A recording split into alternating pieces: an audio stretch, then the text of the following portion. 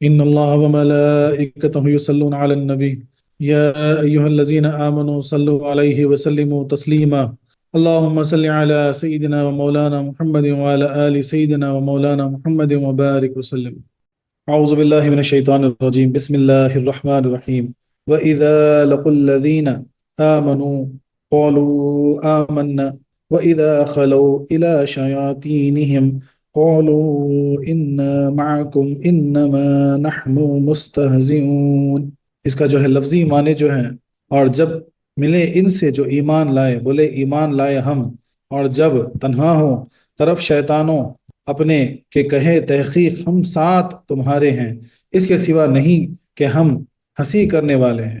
یعنی جو لفظی معنی جو ایک کے بعد ایک ہوئے، لیکن تفسیر میں جو لکھا جاتا ہے وہ اس طرح ہے: اور جب ایمان والوں سے ملیں تو کہیں ہم ایمان لائے، اور جب اپنے شیاطینوں کے پاس اکیلے ہوں تو کہے ہم تمہارے ساتھ ہیں، ہم تو یوں ہی ہنسی کرتے ہیں.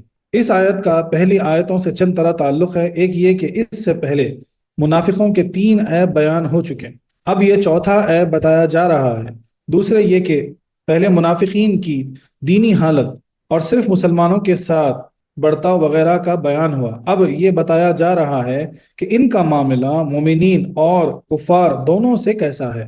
تیسرے یہ کہ یہ پہلی آیت کی تفصیل ہے، کیونکہ وہاں فرمایا گیا تھا کہ منافقین اپنے کو عقل مند اور مسلمانوں کو بیوقوف کہتے ہیں. اب ان کے اس فریب کا ذکر کیا گیا جس کا وہ عقل مندی سمجھتے تھے. یہاں پر ایک ہدایت ہے کہ بعض لوگ کہتے ہیں کہ یہ آیت مکرر ہے کیونکہ منافقین کے ایمان ظاہر کرنے کا پہلے ہی ذکر ہو چکا. وَمِنَ النَّاسِ مَن يَقُولُ آمَنَّا، اور جب بھی اسی کا ذکر ہے، لیکن یہ خیال محض غلط ہے.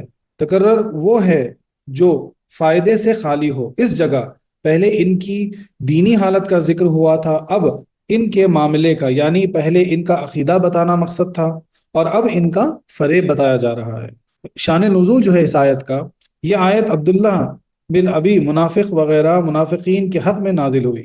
ایک بار انہوں نے صحابہ کرام کی ایک جماعت کو آتے دیکھا تو عبداللہ بن ابی منافق اپنے یاروں سے کہنے لگا کہ دیکھو میں انہیں کیسے بناتا ہوں. تو عبداللہ نے پہلے حضرت صدیق اکبر کا دست مبارک پکڑا اور بولا کہ مبارک ہے آپ کے جناب صدیق ہیں بنی تمیم کے سردار، شیخ الاسلام رسول اللہ صلی اللہ علیہ وسلم کے غار کے ساتھی، اپنی جان و مال کو حضور علیہ الصلوۃ والسلام پر قربان فرمانے والے.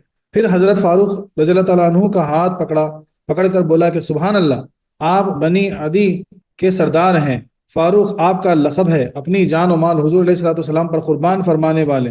پھر حضرت علی رضی اللہ عنہ نے ارشاد فرمایا کہ اے عبداللہ، رب سے ڈر، نفاق چھوڑ، منافقین سب سے بدتر ہیں. اور وہ بولا کہ اے علی، آپ یہ کیوں فرماتے ہیں؟ ہمارا ایمان بھی آپ حضرات کی طرح ہے. پھر یہ حضرات وہاں سے روانہ ہو گئے. عبداللہ اپنی جماعت والوں سے کہنے لگا کہ دیکھا میں نے کیا چال چلی. ان لوگوں نے اس کی تعریف کی تب یہ آیت کریمہ اتری. تفسیر روح البیان اور تفسیر خزائن العرفان دونوں میں اس کا ذکر ہے. یعنی ایک مرتبہ عبداللہ ابن ابی ٹھہرا ہوا تھا اور صحابہ کرام کی ایک جماعت وہاں سے جا رہی تھی، تو وہ کیا معلوم ہے کہ بھائی چلو، بولے کیسا چاپلوسی کرنا کر کے جب قریب آئے تو سیدنا ابوبکر صدیق کا ہاتھ پکڑ کے جو ہے نا تعریفیں کرنے لگا کہ آپ فلانے، حالانکہ وہ غلط بول رہا. آپ جو ہے نا تمیم قبیلے کے نہیں تھے آپ، بلکہ جو ہے نا دوسرے قبیلے سے تھے. یہاں پہ جو ہے نا ایک یعنی تمیم کے سردار بھی صحیح نہیں ہے، کیونکہ وہ بنی تمیم کے نہیں بلکہ بنی تیم کے سردار تھے. تو ایک تو وہ بولا کہ بھائی آپ سرکار پہ جو ہے نا پوری اپنی جان و مال قربان کر دیتے ہیں، غار کے آپ یار ہیں سرکار کے. بولے ماشاءاللہ. بولے پھر اس کے بعد حضرت عمر فاروق کا ہاتھ پکڑ کے آپ کی تعریفیں کرنے لگا. اتنے میں جو ہے نا مولا علی اس کو ٹوک دیے، بولے کہ عبداللہ، بولے نفاق چھوڑ، بولے اللہ سے ڈر، سب سے بدترین جو ہے نا کوئی چیز ہے تو وہ منافقین ہے. تو پھر بولے کہ ایسا کیوں بول رہے ہیں، ہم تو آپ ہی کی طرح ایمان لے آئے. اس کے بعد وہاں سے صحابہ کرام جب جانے لگے تو اپنے ساتھیوں کی طرف مڑ کے جو ہے نا ہنسی اڑانے لگا اور اس کے ساتھی اس کی تعریف کرنے لگے. اسی وقت جو ہے نا یہ آیت نازل ہوئی. تفسیر میں لقو یہ لفظ لقون سے بنا ہے جس کے معنی ہے ملاقات کرنا اور سامنے آنا. یہاں دونوں معنی مراد ہو سکتے ہیں. الذین آمنوا میں مخلص مسلمان مراد ہیں. زبانی مسلمان تو منافقین بھی تھے، مگر ان کو ایسی چالیں مخلصین کے سامنے چلنی پڑتی تھی. آمنا میں حقیقی ایمان مراد ہے. ان کے زبانی ایمان میں کسی کو شک نہ تھا، حقیقی ایمان مشکوک تھا. یہ لوگ بار بار قسمیں کھا کر اپنے اخلاص کا لوگوں کو یقین دلایا کرتے تھے. آج بھی بے دین لوگوں کا یہی طریقہ ہے کہ قسمیں کھا کھا کر اپنا ایمان ظاہر کرتے پھرتے ہیں۔ یعنی کیا فرما رہے ہیں کہ ایک جو ان کی صفت ہے منافقین کی، وہ یہ بھی ہے کہ بار بار وہ قسمیں کھاتے ہیں، جھوٹی قسمیں کھاتے ہیں۔ تو ایمان والوں جھوٹی قسمیں، بلکہ قسمیں ہی نہ کھاؤ، کیونکہ اگر مثال کے طور پر ایک گلاب کا پھول ہے تو اس کی خوشبو بتا دے گی کہ وہ گلاب ہے، اس کو بولنا نہیں پڑتا کہ میں گلاب کا پھول ہوں۔ اس لیے جو ہے نا، قسمیں وہی کھاتے جن کا ایمان کمزور ہے، جن کے دل میں نفاق ہے، وہی قسمیں کھاتے ہیں۔ مگر لوگوں کو ان کا اعتبار نہیں ہوتا، خالص مشک تعریف کا محتاج نہیں۔ یعنی مشک عطر کی اگر شیشی کھول دو تو سب جان جائیں گے کہ مشک ہے، بھی اس کو بولنا نہیں پڑتا کہ میں مشک۔ اسی طرح مخلص مسلمانوں کو قسموں کی ضرورت نہیں پڑتی، اس کا نور ایمانی خود بخود اپنی جلوہ گری کرتا ہے۔ سبحان اللہ۔ خلو سے بنا ہے، اس کے معنی ہیں اکیلا ہونا اور گزرنا۔ اس جگہ پہلے ہی معنی مراد ہیں، یعنی جب منافقین اپنے شیاطینوں کے پاس تنہائی میں جاتے ہیں کہ جہاں کوئی مسلمان نہیں ہوتا تو یہ گفتگو کرتے ہیں۔ پھر شیاطین یعنی شیاطین جو ہے شیطان کی جمع ہے، یعنی بہت سارے شیطان کو ملا تو شیاطین بولیں گے۔ لفظ شیطان کی تحقیق اعوذ باللہ میں ہو چکی، اور اس کی حقیقت انشاءاللہ آگے بیان کی جائے گی، لیکن یہاں یا تو ان کے دوست مراد ہیں یا منافقین کے سردار، جو کہ شیطان کی طرح سرکش اور گمراہ کن ہیں۔ اہل عرب ہر سرکش کو شیطان کہہ دیتے ہیں۔ ضحاک نے فرمایا کہ اس جگہ شیاطین سے کفار کے کاہن و نجومی مراد ہیں، کیونکہ ان کے پاس شیطان آیا کرتے تھے، اور یہ چند لوگ تھے: بنی قریظ میں کعب ابن اشرف، بنی اسلم میں ابو بردہ، جہینہ میں عبددار، اور بنی اسد میں عوف ابن عامر، مالک شام میں عبداللہ ابن سودا، جن کے متعلق اہل عرب کا یہ خیال تھا کہ یہ لوگ غیب کی خبریں رکھتے ہیں اور اسرار الہی جانتے ہیں اور بیماروں کا علاج کرتے ہیں۔ ان معکم سے مراد یہ ہے کہ ہم تمہارے ساتھی ہیں، یعنی منافقین ان سرداروں کے پاس آ کر کہتے تھے کہ ہم دینی عقائد میں ہر طرح تمہارے ہی ساتھی ہیں۔ خیال رہے کہ منافقین نے مسلمانوں سے صرف آمنا کہا، یعنی ہم ایمان لے آئے، جملہ فعلاً استعمال کیا، اور اس کے ساتھ کسی قسم کی تاکید کا ذکر نہ کیا، کیونکہ وہ یہ سمجھتے تھے کہ مسلمان سیدھے سادے ہیں، صرف ہمارے کہنے سے ہی مان جائیں گے اور ہماری بات میں کچھ شک نہ کریں گے، اس لیے بغیر تاکید کلام کیا، اور یہ بھی کہتے تھے کہ ہم مسلمان ہو گئے ہیں، یعنی پہلے کافر تھے اب مومن بن گئے ہیں۔ مگر کفار کے متعلق ان کا خیال تھا کہ یہ لوگ بہت چالاک ہیں، ہماری ہر بات بلا تحقیق ہرگز نہ مانیں گے، اس لیے ان وغیرہ سے کلام کی تاکید کرتے تھے، اور جملہ اسمیہ بول کر یہ بتاتے تھے کہ ہم پہلے بھی تمہارے ساتھی تھے اور اب بھی ہیں۔ لیکن پھر بھی چونکہ ان کو شک و شبہ ہوتا تھا کہ یہ تو مسلمانوں کے ساتھ نمازیں پڑھتے ہیں، ان کے وعظوں میں جاتے ہیں، ان کے ساتھ جہادوں میں شریک ہوتے ہیں، پھر یہ ہمارے ساتھی کیوں کر ہوئیں؟ اس شبہے کو مٹانے کے لیے کہتے تھے انما نحن مستہزئون، یعنی اے دوستو ہمارے ظاہری برتاؤ سے تم دھوکہ نہ کھانا، ہم تو مسلمانوں کو بیوقوف بنانے کے لیے یہ حرکتیں کرتے ہیں، ہمارے دل تمہارے ساتھ ہیں، یہ ظاہری برتاؤ محض اس لیے ہے کہ ان کے ساتھ رہ کر اپنے جان مال اولاد کی حفاظت کر لیں اور ان کے ساتھ غنیمتیں حاصل کریں، ان کے خفیہ راز معلوم کر کے تم تک پہنچا دیں۔ پھر مستہزئون حزن سے بنا ہے، جس کے لفظی معنی ہیں ہلکا پن۔ جو شخص اچانک مر جائے اسے غازی کہتے ہیں۔ اسی طرح تیز رفتار جانور پر بھی یہ لفظ بولا جاتا ہے۔ استہزاء کے معنی ہے کسی کو جاہل بنانا یا اس سے ہنسی ٹھٹکارنا اور خفیف و ذلیل کرنا، یہاں تینوں معنی بن سکتے ہیں۔ اب یہ ترجمہ ہوا، اس کے بعد خلاصہ تفسیر یہ ہے کہ جب وہ منافقین مسلمانوں سے ملتے تھے تو ان کو خوش کرنے کے لیے کہہ دیتے تھے کہ میاں ہم تو مسلمان ہو چکے ہیں، اور جب اپنے سرداروں اور دوستوں کے پاس جاتے تو تنہائی تاکید سے قسمیں کھا کھا کر کہتے کہ ہم تو ہر طرح تمہارے ساتھ ہیں، ہم مسلمانوں سے دل لگی کرنے کے لیے ان کے سامنے کلمہ پڑھ دیتے ہیں، اور وہ نرے بیوقوف ہیں، ہماری باتوں کو سچا سمجھ کر اپنی خاص مجلس میں ہم کو شریک کر لیتے ہیں، جس سے کہ ہم ان کے دلی ارادوں اور خاص مشوروں سے خبردار ہو کر تمہیں بھی آگاہ کر دیتے ہیں۔ اے کافر، ہمارا یہ طریقہ تمہارے لیے بھی مفید ہے، تمہیں ہمارا احسان ماننا چاہیے۔ اب اس آیت کے فائدے جو ہوئے، اس آیت سے چند فائدے حاصل ہوئے۔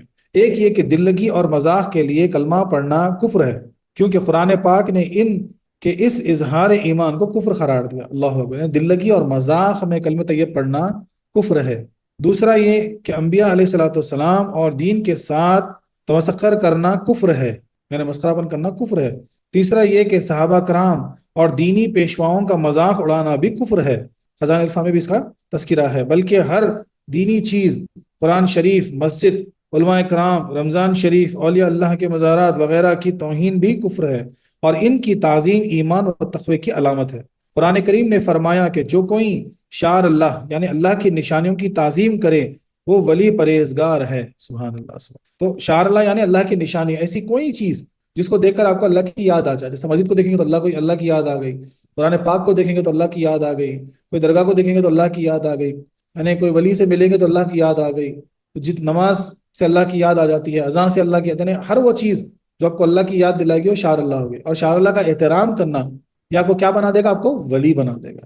چوتھا یہ کہ ہر ایک کی مجلس میں بیٹھنا اور بد مذہبیوں کو اپنا دوست بنانا منافقین کا طریقہ ہے۔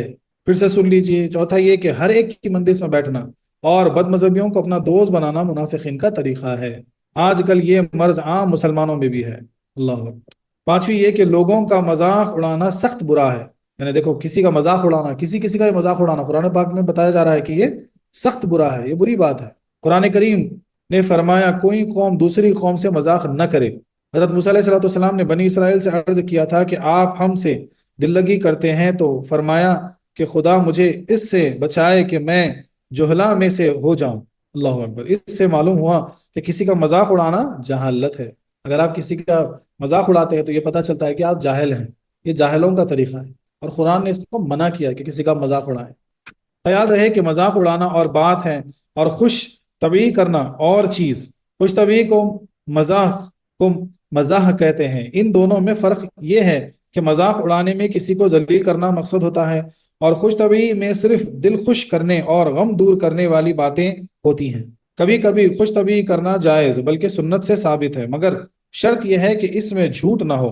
یہ بھی واضح رہے کہ مذاق کی ابتدا منع ہے۔ اگر کوئی شخص ہمارا مذاق اڑائے اور ہم جواب میں اس کا مذاق اڑائیں تو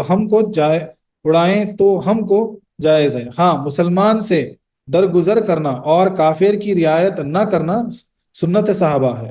حضرت حسین رضی اللہ عنہ جو کہ حضور علیہ السلام کے نعتگوں اور نعت خواہ ہیں، نام پھر سے سن لیجئے، حسین رضی اللہ عنہ، حضرت حسین رضی اللہ عنہ جو حضور علیہ السلام کے نعت خواہ ہیں، وہ جواباً کفار کا مذاق اڑایا کرتے تھے اور نبی کریم صلی اللہ علیہ وسلم ان کو دعائیں دیتے تھے۔ اب یہاں ایک سوال ہے کہ اللہ تعالیٰ نے اس آیت میں منافقوں کی چغلی مسلمانوں کے سامنے کی اور ان کی غیبت بھی، یہ دونوں چیزیں عیب ہیں، رب کی شان کے خلاف، کیونکہ منافقین کے بارے میں قرآن پاک میں آیتیں آ گئی، تو کیا سوال کر رہے ہیں کہ بولے کہ یہ تو بولے منافقین کی غیبت ہو گئی، چغلی ہو گئی، اور اگر اللہ ہے رب العالمین ہے تو یہ کیسا کر رہے ہیں معاذ اللہ۔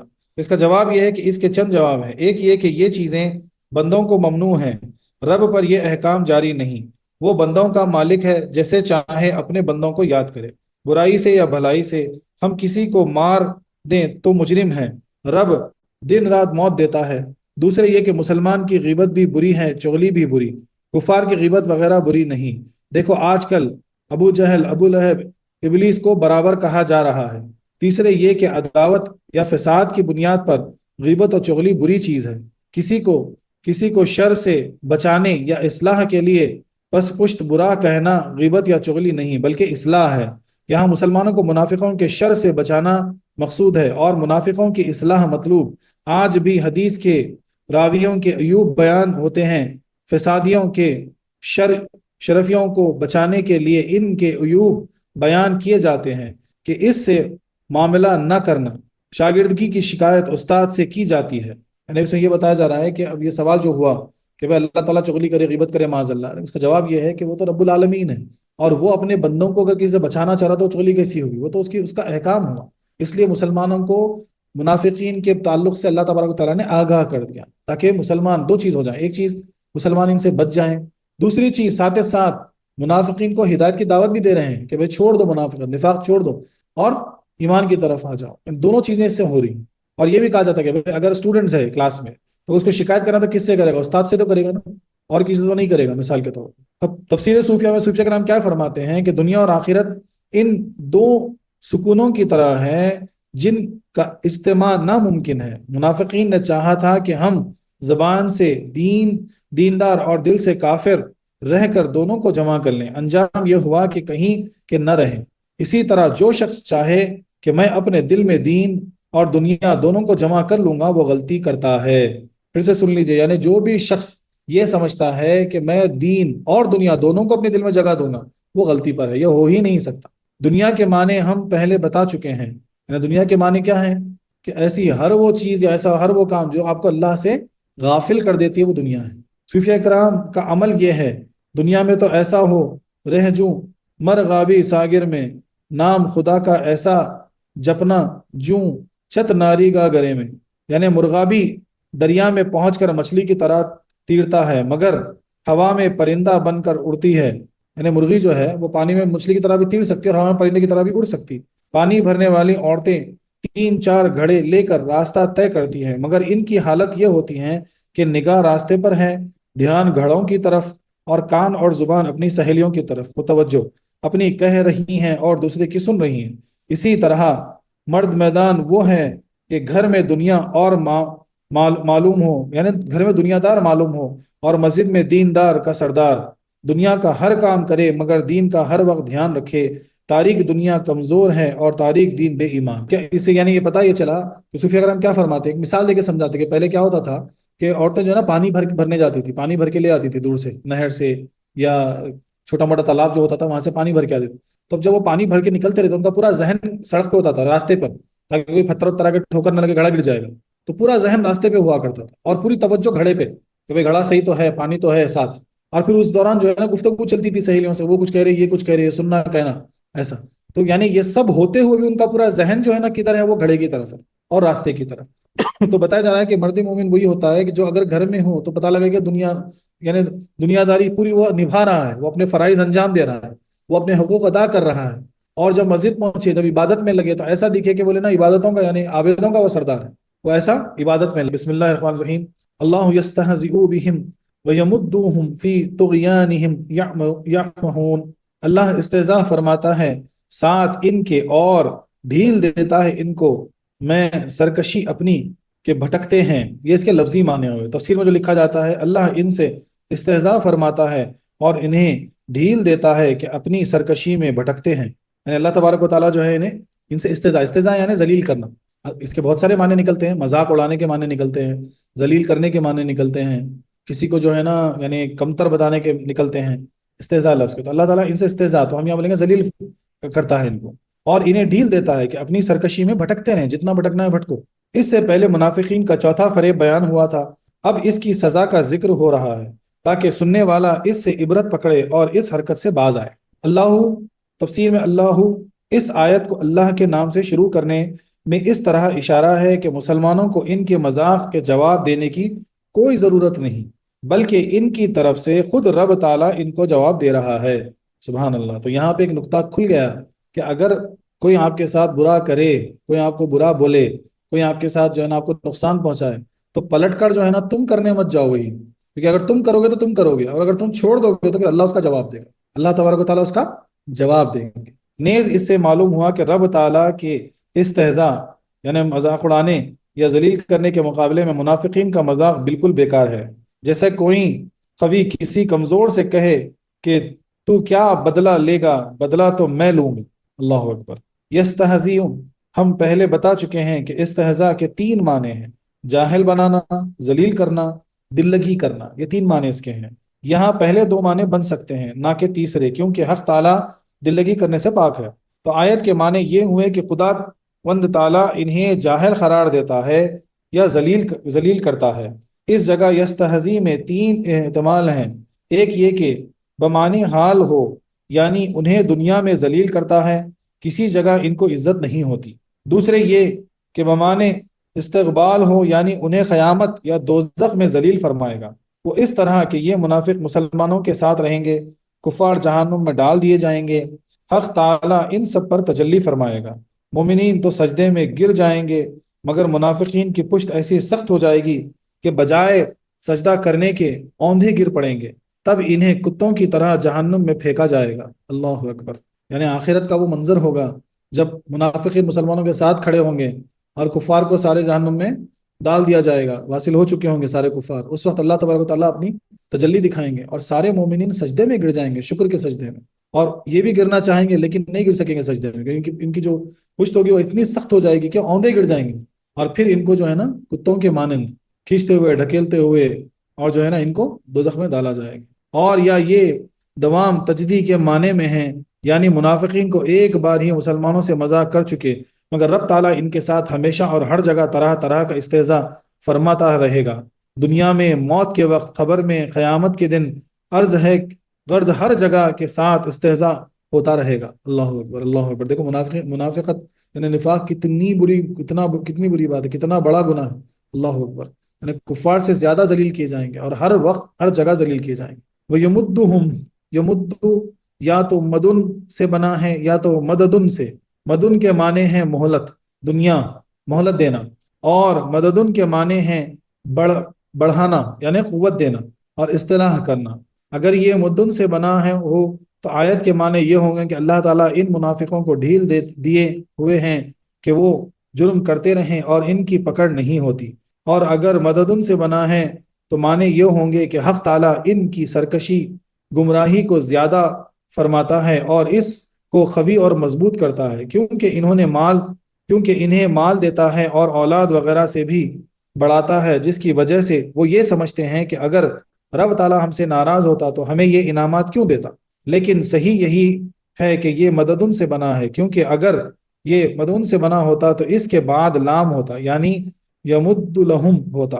تفسیر کبیر میں ہے کہ قرآن کریم میں مدد شر کے لیے اور امداد خیر کے لیے استعمال ہوتا ہے، چنانچہ ایک جگہ ارشاد فرمایا ہے، دوسری جگہ بھی اور ایک جگہ بھی ارشاد ہے، کیونکہ یہاں سرکشی اور گمراہی کا ذکر ہے اس لیے مدع فرمایا گیا ہے۔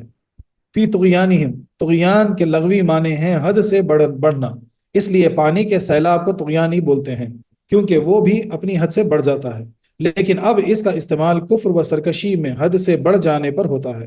یہاں بھی یہی معنی ہے کہ منافقین اپنی سرکشی میں حد سے آگے بڑھ چکے ہیں۔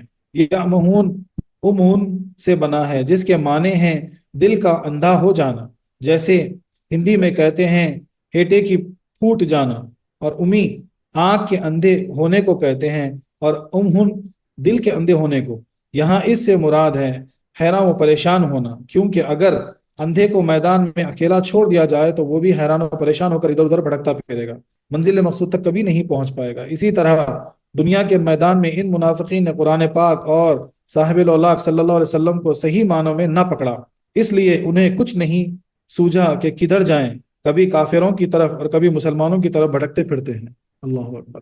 خلاصہ تفسیر یہ ہے کہ منافقین خود کو عقل مند اور مسلمانوں کو بیوقوف سمجھتے ہوئے کہا کرتے تھے کہ ہم تو ان سے دل لگی کیا کرتے ہیں۔ حق تعالیٰ نے ان کی بکواس کا جواب دیتے ہوئے فرمایا کہ وہ بیچارے تو مسلمانوں سے کیا دل لگی کریں گے، خود مسلمانوں کا رب ان کو ذلیل و خوار کر رہا ہے اور کرتا رہے گا۔ وہ اس طرح کہ جیسے ان کا ظاہر کچھ ہے اور باطن کچھ، اسی طرح ان کے ساتھ رب کا معاملہ بھی دنیا میں کچھ اور آخرت میں کچھ اور ہوگا۔